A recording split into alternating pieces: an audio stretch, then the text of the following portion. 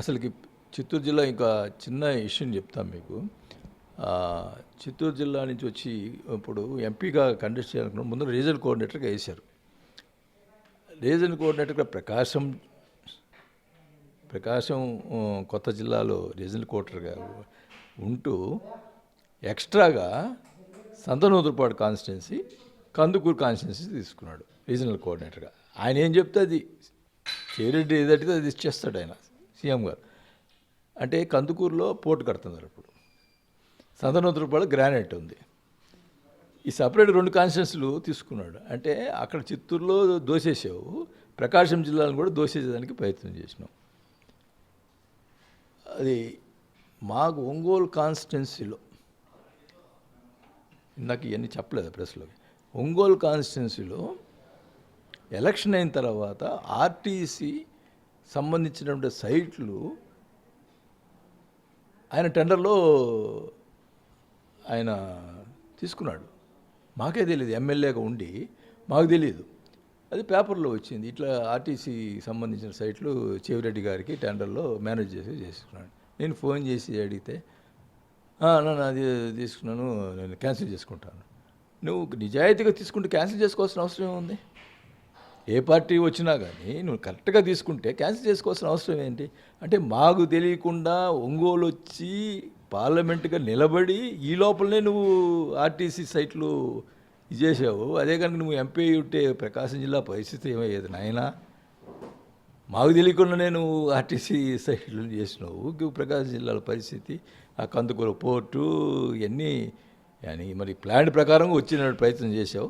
మరి అవన్నీ ఇప్పుడు మరి నేను నీ గురించి మాట్లాడంటే పర్సనల్గా నా విషయం ఎత్తా కాబట్టి నేను మాట్లాడుతున్నా. ఇది మటుకి ఎక్స్ట్రా మాట్లాడమంటే ఊరుకున్నాను. సరే, మీ కూటమి ప్రభుత్వమే అధికారంలో ఉంది ఆంధ్రప్రదేశ్లో. నిజంగానే మీరు అన్నట్టుగా మీ ఒంగోలు డిస్టిక్లో ఆయన అప్పట్లో చేసినటువంటి వాటిపైన మీరు విచారణకు ఆదేశించే అవకాశం ఉంది? అంటే మీరే అధికారంలో కూటమి ప్రభుత్వం ఉంది కాబట్టి ఆ దిశగా మీరు ఏమైనా వెళ్ళే అవకాశం ఉందా? దేని మీద? ఇందాక మీరు చెప్పినట్టు చెవిరెడ్డి భాస్కర్ రెడ్డి ఒంగోలు జిల్లాలో ఆయన చేసినటువంటి ఆర్టీసీ వాటికి సంబంధించి క్యాన్సిల్ చేసుకున్నాడు, వదిలేసుకున్నాడు దాన్ని. ఇంకా మనకి ఏమేమి ఎంక్వైరీ చేస్తాం? సరే, ఆయన ఇంకొక మాట కూడా అన్నాడు, వైఎస్ఆర్సీపీ పుట్టినిల్లు, మీకు అది పుట్టినిల్లా మెట్టినిల్లా, బాలినేని గారికి వైఎస్ఆర్సీపీ పార్టీ పుట్టినిల్లా మెట్టినిల్లా అని అంటూనే మీరు అధికారంలో ఉన్నప్పుడు మంత్రిగా ఉండి కూడా ఇతర పార్టీలతో స్పెషల్ ఫ్లైట్లో విదేశాలకు వెళ్ళేంతటి స్వేచ్ఛను జగన్మోహన్ రెడ్డి గారు ఇచ్చారు. మీరు అటువంటి రాజశేఖర రెడ్డి కుటుంబం పైన మీరు చేసిన కామెంట్లు సరిగా అంటూ కూడా ఆయన మాట్లాడే ప్రయత్నం చేశారు. మీకు రాజశేఖర రెడ్డి గారి కుటుంబం అనే గురించి మాట్లాడే అర్హత మీకైతే లేదు. ఎందుకంటే రాజశేఖర్ గారు చనిపోయిన తర్వాత వాళ్ళ కుటుంబంలో జగన్మోహన్ రెడ్డి ఒక్కడే కాదు కదా, విజయం గారు ఉన్నారు, షర్మిల గారు ఉన్నారు. వాళ్ళని ఎలా చూస్తున్నారు మీరు? ఈరోజు జగన్మోహన్ రెడ్డి అధికారంలో ఉంది, సీఎం అయ్యాడు, ఇప్పుడు ప్రతిపక్ష నాయకుడు ఉన్నాడు కాబట్టి ఆయనకు సపోర్ట్ చేస్తూ ఉన్నారే. రాజశేఖర రెడ్డి కుటుంబం అంటే విజయం గారు లేరా, షర్మిల గారు లేరా? ఇబ్బందులు ఉన్నప్పుడు వాళ్ళకి సపోర్ట్ కూడా చేయాలి కదా, వాళ్ళని న్యాయంగా సమానంగా చూడాలి కదా. ఎప్పుడైనా చూస్తున్నారా? మీరు పోస్టింగ్లు పెట్టిస్తున్నారు, విజయం గారి మీద షర్మిల గారి మీద పోస్టింగ్లు పెట్టిస్తున్నారు. అది ఎంతవరకు కరెక్టు? మేము రాజశేఖర్ గారి మీద ప్రేమ మీకుందా, నాకుందా? ఈరోజు తక్కువ మన ఇబ్బందులో ఉన్నటువంటి షర్మిల గారిని సపోర్ట్ చేయాల్సిన అవసరం ఉందా లేదా? విజయం గారు ఏంటి?